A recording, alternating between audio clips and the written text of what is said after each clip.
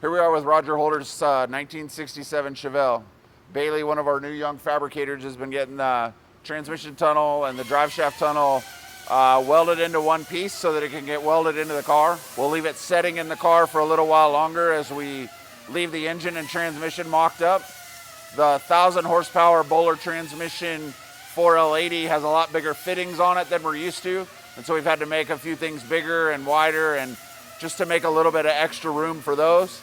We've 3D printed this throttle body adapter to move the throttle body down so that it doesn't come out the side, so that we can make the bulge in the hood that Stuart's been working on with the peak that he made in the middle on the Pullmax.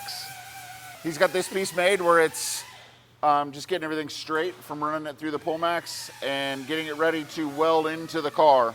The throttle body ends up over here on the side, and with the adapter it allows it to go under so the throttle body doesn't have to poke through the hood, and we can still keep some originality to the hood itself. We've ordered the brakes from Willwood for the front of the car, and we're getting ready to order a set of Forge Line GA3s, I believe they are.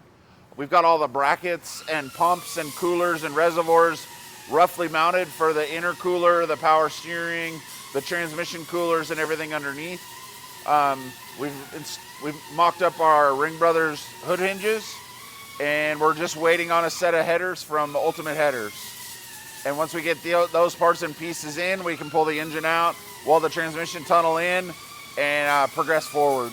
Our hope is just to touch up some of the little paint and body that was on the car and then repaint the hood. And from there, we would just finish putting the car together like any other car.